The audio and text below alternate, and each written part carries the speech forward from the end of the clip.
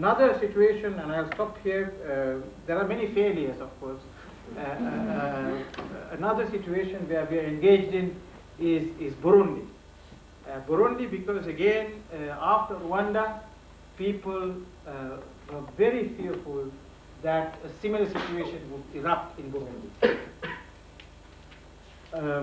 When I met the Secretary General Boutros Ghali on the 21st of December last year, the first thing he asked me was, Kumar, there are many hate radios in Burundi. Can your organization jam them? I said, we are not in the business of radio jamming, but what was important in Burundi was that there was still a possibility of preventing a major catastrophe in Burundi. And that the only way in which that could be done was if all the parties to this situation, the United Nations, the intergovernmental organizations, the non-governmental organizations, would sit around the table and develop a common action plan so that there could be synergy in their action and meaning in what they do. The Secretary General told me, look, I'm trying to get all my departments together and I can't. If you can get all this done, good luck to you and please go on. With that invitation, we worked very closely with the Secretary General's Special Representative, Mr. Aoud Abdallah, who is a brilliant diplomat based in Burundi. And we worked very closely together for about 6 months and created a framework where the United Nations activity could be complemented by other activities rather than going against those activities.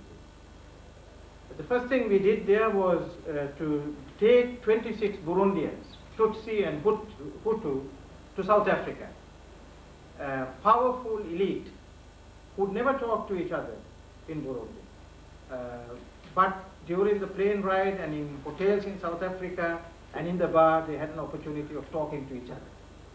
This was a tremendous experience for them, to listen to the other side. And they also saw in South Africa a transformation process which was happening non-violently. That a country which was everybody had predicted would explode, they found communities working together to transform their own societies non-violently. They went to the townships and saw how in Kata, some representatives and ANC representatives worked together to prevent conflicts within the townships. And they were amazed. And they met Nelson Mandela, and who spoke to them for about 1 hour. And this inspired them. They came back, and they have now formed a committee called the Advocates of Peace. The Burundi army has been a very hardline army. The majority is Tutsi. It's a very strong army. And we were trying to find out ways of winning over the army to a more peaceful approach to conflict situations. And this South African experience was very important because the army said to us, we would also like to visit South Africa. So the top commanders of the Tutsi, 16 of them went to South Africa, went to listen to them, and now we are charging the Tourist Bureau of South Africa for some kind of commission, because we have made South Africa a mecca for conflict resolution. And what is happening is that through this discourse, a whole new culture is developing of people saying, look, we can do it differently, we must do it differently, etc., etc.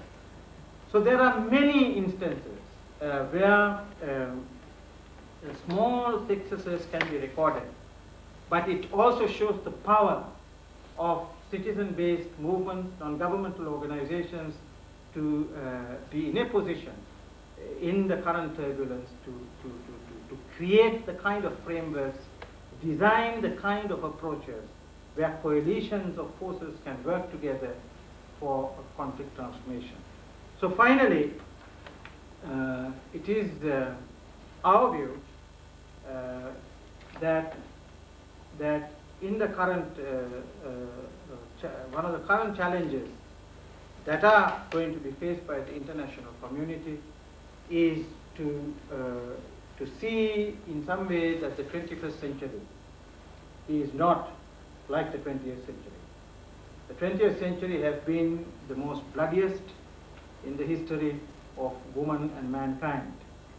The 21st century provides us with a tremendous opportunity of changing that cycle of war to a virtuous cycle of peace.